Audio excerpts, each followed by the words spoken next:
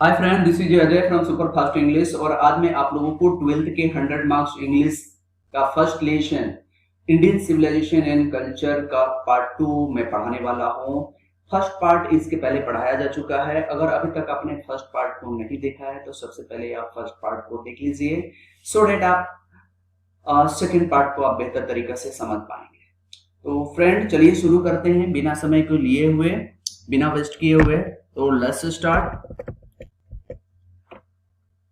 देखिए 6 पैराग्राफ तक आपको पढ़ाया जा चुका है, 7 पैराग्राफ से आपको पढ़ना है। तो इसके पहले आप 6 पैराग्राफ तक आप जरूर देख लीजिएगा। This lesson has been written by Mahatma Gandhi. ये लेसन महात्मा गांधी के द्वारा लिखा गया है। काफी इंटरेस्टिंग लेसन है, काफी बेहतरीन लेसन है। आप लोगों को इसे जरूर पढ़ना चाहिए क्योंकि ये अपने सभ्यता और संस्कृति के ऊपर ये लेसन लिखा गया है।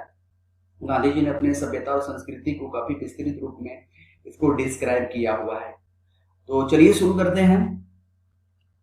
They further reasoned that large cities were a snare and useless encumbrance, and that people would not be happy in them. That there would be gang of thieves and robbers, prostitution and vice flourishing in them, and that poor men would be robbed by rich men. आगे अगला वजह उन्होंने बताया कि बड़े शहर जाल और बेकार बोझ की तरह थे। उसमें लोग खुश नहीं रहते थे क्योंकि वहां पे चोरों का समूह, डाकुओं का गिरोह रहता था। तो वहां पे वेश्यावृत्ति का वो केंद्र था। अमीर लोग गरीब लोगों को लूटते थे। They there were therefore satisfied with small villages. इसीलिए वे लोग अपने छोटे से गांव में संतुष्ट रहते थे। तो मैं इसको अपने लैंग्वेज में समझा रहा हूं कि अगला उन्होंने रीजन ये बताया, यानी अगला रीजन मतलब अपने पूर्वज को करें कि पूर्वज का कहना है कि बड़े शहर जो है वो बिल्कुल जाल की तरह है। जाल की तरह क्यों है? क्योंकि वहां पे काफी मात्रा में चोर डकैत, चोरों का गिरोह वहां पे रहता है। वहां पे वेश्यावृत्ति होती है, चरित्रहीन महिलाएं वहां पे रहती है, और जिसकी वजह से अमीर लोग जो है क्या करते हैं, गरीब लोगों को लूटते हैं। और इसीलिए गरीब लोग जो है अपने छोटे से गांव में वो संतुष्ट रहते थे, वो कभी शहर में रहना पसंद नहीं करते थे। आई होप कि फर्स्ट लेसन आपको समझ में आया होगा। फर्स्ट 7 पैराग्राफ देखते हैं। They saw that kings and their swords were inferior to the swords of ethics. आगे उन्होंने देखा कि राजा और उनकी तलवार नैतिकता के तलवार के सामने तुच्छ साबित होती थी। And they therefore held the civilizations of the earth to be inferior to the rishis and fakirs. धरती के राजा महाराजा भी ऋषि और फकीर के सामने तुच्छ साबित होते थे। A nation had court. उस नेशन के पास एक कोर्ट हुआ करता था। लॉयर एंड डॉक्टर्स, लॉयर भी थे, डॉक्टर भी थे, but they there were all within bond. सभी लोग एक सीमा के अंदर रहते थे। Everybody knew that their profession were not particularly superior. सभी लोग जानते थे कि उनका व्यवसाय जो है सुपीरियर नहीं था। Moreover, these वकील्स and Vaidya did not rob people. और सभी लोग जानते थे कि वो वकील, वो वैद्य लोगों को रॉब नहीं करते थे, लोगों को छीनते नहीं थे, लोगों को ठगते नहीं थे। They are considered people dependent. वे लोग लोगों के ऊपर डिपेंड थे। मतलब जितने भी ये लोग थे, वकील हो गए, वैद्य हो गए, डॉक्टर हो गए, वो लोगों के ऊपर डिपेंड रहते थे। नो दियर मास्टर्स, और वो किसी का मालिक बन करके नहीं रहते थे। Justice was tolerably fair. न्याय जो होता था एकदम बिल्कुल न्यायपूर्ण होता था, एकदम समान तरीके से होता था। वैसा नहीं कि मतलब जो ज्यादा अमीर है उसके पक्ष में फैसला कर दिया गया, या कोई पैसा दे दिया तो उसके पक्ष में फैसला कर दिया गया। जो भी न्याय होता था एकदम फेयर होता था, बराबर होता था, न्यायपूर्ण होता था। The ordinary rule was to avoid court. सामान्य तरह के नियमों को कोर्ट से लगभग वंचित ही रखा जाता था। लोग नहीं चाहते थे कि छोटे छोटे कानून जो है, छोटे छोटे चीज जो है वो कोर्ट के पास पहुंचे। There were no torch to lever people into them. किसी भी प्रकार के लोभ देने वाले लोग नहीं थे, मतलब लोभ देने वाले थे नहीं, ठगने वाले लोग थे ही नहीं। This evil was too noticeable only in and around capital. इस प्रकार की बुराई केवल आपको कैपिटल में देखने को मिलते थे, राजधानियों में केवल आपको देखने के मिलते थे। The common people lived independently and followed there agriculture occupation. सामान्य लोग एकदम स्वतंत्रता पूर्ण अपना जीवन बिताते थे, अपनी खेती में जीवन, व्यवसाय में जीवन यापन करते थे। दे एंजॉयड देयर होम रूल। अपने घर पे वो संतुष्ट रहते थे, प्रसन्न रहते थे। 9 पैराग्राफ आप देखते हैं। The Indian civilization as described by me the further say that, Gandhi ji कहते हैं कि भारतीय सभ्यता मेरे द्वारा जो है डिस्क्राइब किया गया है। Has been so describe its वॉरिटीज, जैसे बहुत सारे लोगों के द्वारा इसी प्रकार का सभ्यता, मैंने गांधी जी के अलावा और भी लोग जो हैं जो इंडियन सिविलाइजेशन के बारे में उन्होंने ठीक वैसे ही चर्चा किया हुआ है, डिस्क्राइब किया हुआ है। In no part of the world and under no civilisation have all men attain perfection. दुनिया के कोई भी ऐसी जगह नहीं है और कोई भी ऐसे सभ्यता नहीं है जहां हर एक व्यक्ति अपने लक्ष्य को प्राप्त कर लिया, पूर्णतया प्राप्त हो। The tendency of Indian civilisation is to elevate the moral being, that of the western civilization is a propagate of immorality। भारतीय सभ्यता जो है नैतिकता को उजागर करता है, यानी कि नैतिकता को बढ़ावा देता है। गांधी जी कहते हैं कि भारतीय सभ्यता जो है नैतिकता को बढ़ावा देता है, जबकि that of the western civilization is a propagate immorality, जबकि वेस्टर्न सिविलाइजेशन, पश्चिमी सभ्यता और नैतिकता को बढ़ावा देता है। द लेटर इज गॉडलेस, वो बिल्कुल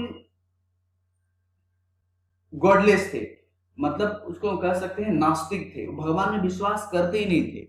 the former is best on belief in God, जबकि हमारे पूर्वज भी भगवान के ऊपर भरोसा करते थे, उनमें विश्वास रखते थे।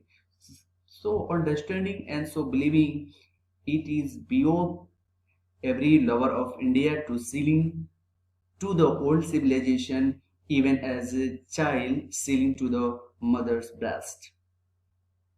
इसीलिए यह समझदारी और यह विश्वास जितने भी भारतीय प्रेमी हैं वो अपने सीने से लगाए हुए हैं। भारतीय जितने भी लवर्स हैं वो इस सभ्यता को, इस संस्कृति को ठीक उसी प्रकार से लगा करके रखे हैं जिस प्रकार से एक माँ अपने बच्चे को अपने छाती से लगा करके रखती है। आई होप कि आपको 9 पैराग्राफ समझ में आया होगा। तो let's start paragraph 10। I am no hater of the West. Gandhi ji कहते हैं कि मैं वेस्ट का मैं हेटर नहीं हूं, नफरत नहीं करने वाला हूं, मैं घृणा नहीं करता हूं वेस्टर्न सिविलाइजेशन से। I am thankful to the best of many things I have learn from western literature. मैं तो पश्चिमी लिटरेचर को या पश्चिमी साहित्य को मैं तो धन्यवाद देना चाहता हूं जिन्होंने मुझे बहुत सारी चीजें सिखाया हुआ है। But I am thankful to the modern civilization, लेकिन मैं आधुनिक सभ्यता को भी धन्यवाद देता हूं for teaching me that if I want to India rise to its fullest high. अगर मैं भारत को सबसे ऊंचे शिखर पर देखना चाहता हूं, I must tell my countryman frankly that, तो मैं अपने भारतीय से स्पष्ट रूप से बोलना चाहूंगा after years and years of experience of modern civilization, काफी आधुनिक सभ्यता का मुझे बहुत ज्यादा अनुभव है। गांधी जी ने कहा कि मुझे आधुनिक सभ्यता का काफी अनुभव है, वर्षों का। I have learned one lesson, लेकिन मैंने एक ही चीज सीखा है फ्रॉम इट, इससे, एंड दैट, और वह है कि दैट वी मस्ट शन इट ऑल कॉस्ट, हमें किसी भी कीमत पर इससे दूर रहना होगा। नहीं समझ में आया? चलिए एक बार मैं समझा दे रहा हूँ। गांधी जी कहते हैं कि मैं पश्चिमी सभ्यता का विरोधी नहीं हूँ, मैं तो पश्चिमी सभ्यता का धन्यवाद देता हूँ, वहां के साहित्य को धन्यवाद देता हूँ कि उससे मुझे बहुत सारी चीजें सीखने को मिला है। लेकिन मैं धन्यवाद देता हूँ आधुनिक सभ्यता को, जिससे मैंने बहुत सारी चीजें सीखी हुई है। मैं भारत को सबसे ऊंचे शिखर पर पहुंचना देखना चाहता हूं।